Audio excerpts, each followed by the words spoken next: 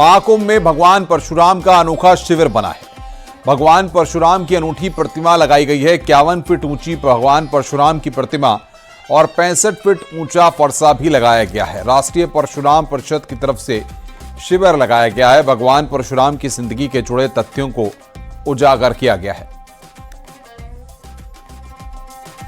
बातों का खोज करा गया कि भगवान परशुराम जी का जो रूप है वो अवतारी रूप कहाँ है, उनकी जन्मभूमि कहाँ है, उनकी युद्ध भूमि कहाँ है, उन्होंने आताताई राक्षस राजाओं का जो वध किया था वो स्थान कौन से हैं, कहाँ उन्होंने तपस्या की थी वो स्थान कौन से हैं, और जो हमारे पुराणों में आता है, ग्रंथों में है कि भगवान श्री परशुराम जी के द्वारा प्रथम बार भगवान शिवलिंग की जो स्थापना की थी महादेव जी की, वो स्थान कहाँ है।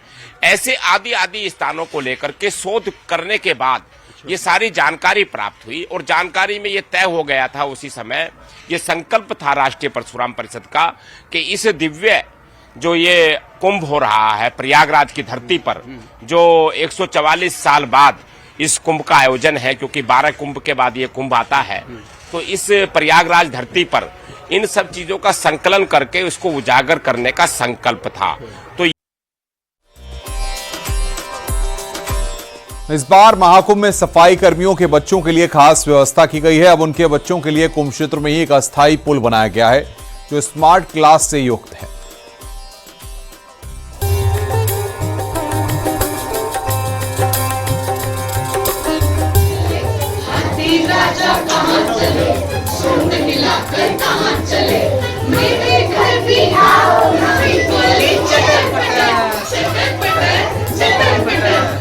कहने को तो यह अस्थायी स्कूल है, महाकुंभ क्षेत्र में टेंट के भीतर चलने वाला अस्थायी स्कूल। लेकिन इस अस्थायी स्कूल को ऐसे स्मार्ट उपकरणों और संसाधनों से लैस किया गया है कि यहाँ पढ़ने वाले बच्चों को अस्थायी जैसी कोई फीलिंग नहीं हो रही है।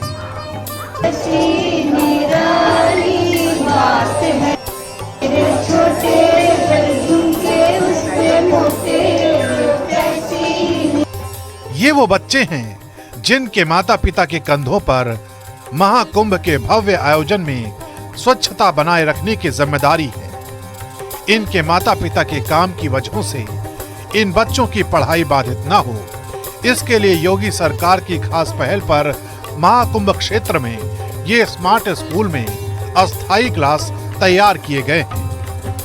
ये स्कूल भले ही टेम्परेरी हो लेकिन सभी सुख सुविधाओं से लैस है। देखिए एक तस्वीर हम आपको दिखा रहे हैं, स्मार्ट क्लास कैसे चल रही है यहाँ पर। और एक बार पुनः देखिए तस्वीरें कैसे बच्चे एंजॉय कर रहे हैं स्मार्ट क्लास को। हमारे साथ जो प्रधान अध्यापक हैं वो हैं, उनसे एक बार जानेंगे। स्मार्ट क्लास भी यहाँ पर टेम्परेरी स्कूल? जी मैम, जैसे कि डिजिटल कुंभ की बात हो रही है तो वैसे हम लोगों ने इस विद्या कुंभ को भी डिजिटल बनाया हुआ है, क्योंकि बच्चों का उत्साह भी होता है और मनोरंजन पूर्व पढ़ाई करने में वो ज़्यादा रुचि रखते हैं। क्योंकि ये बच्चे बहुत अलग अलग जगहों से हैं, एक गांव के नहीं हैं, एक घर के नहीं हैं, एक मोहल्ले के नहीं हैं। ये आप पूछेंगी तो कोई बच्चा आपको बांदा का मिलेगा, तो कोई महोबा का मिलेगा, कोई मध्य प्रदेश का मिलेगा और कोई बिहार का मिलेगा। महाकुंभ नगर में 15,000 से ज्यादा सफाई कर्मियों और श्रमिकों की तैनाती की गई है। मेला क्षेत्र में देश भर से सफाई कर्मचारी और श्रमिक अपना फर्ज निभा रहे हैं। इनके बच्चों के लिए बनाए गए स्थायी स्कूल स्मार्ट बोर्ड और ऑडियो विजुअल उपकरणों समेत आधुनिक सुविधाओं से लैस है, ताकि ये सुनिश्चित किया जा सके कि बच्चों को गुणवत्तापूर्ण शिक्षा मिले। बच्चों को यहाँ स्कूल की किताबें, यूनिफॉर्म और स्टेशनरी निःशुल्क प्रदान किया जा रहा है, ताकि ये सुनिश्चित हो सके कि मेले के दौरान उनकी शिक्षा में कोई बाधा ना आए। हमेशा ये तस्वीर देखने को मिलती थी कि जो सफाई कर्मी होते थे वो जब अपना काम कर रहे होते थे तो उनके बच्चे भी वहीं आसपास बैठे होते थे। उनके लिए एक सज़ा के तौर पर हो जाता था। पढ़ाई लिखाई तो छूटती ही थी, लेकिन वहाँ पर उस मेले में इस भीड़ के बीच अपने माता पिता के साथ रहना भी बहुत मुश्किल हो जाता था। खास तौर पर उन बच्चों के लिए ये स्कूल प्राथमिक विद्यालय बनाया गया है। महाकुंभ क्षेत्र में आए सफाई कर्मी अपने बच्चों की पढ़ाई को लेकर निश्चिंत हैं, तो उनके बच्चे भी इन स्मार्ट स्कूल के स्मार्ट क्लासरूम में खूब एंजॉय कर रहे हैं। स्मार्ट क्लास कैसी लगी? बहुत अच्छा। हाँ, क्या क्या सीखा? क्या क्या सीखा? बहुत अच्छा सीखे, मैम सिखाती हैं हम लोग को। क्या क्या सिखाया? क्या क्या सीखा? संडे मंडे का गाना सिखाई है। यहाँ पे बहुत अच्छा लग रहा है, हमें कॉपी जूता ड्रेस भी मिला है। कहाँ से आई है?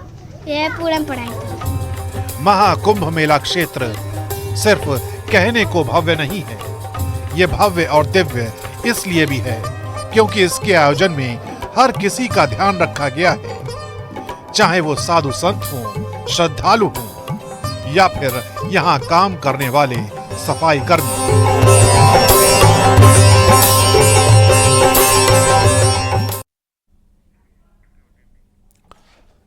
गोरक्षपीठ में चल रहे खिचड़ी मेले के बुढ़वा मंगल पर आज भक्तों की भारी भीड़ लगी हुई है। दूर दूर से आए श्रद्धालु आज भगवान गोरखनाथ को खिचड़ी चढ़ा रहे हैं। ऐसी मान्यता है कि अगर मकर संक्रांति के दिन भक्त भगवान को खिचड़ी नहीं चढ़ा पाते हैं तो बुढ़वा मंगल पर आकर खिचड़ी चढ़ाने से पूरा पुण्य मिलता है।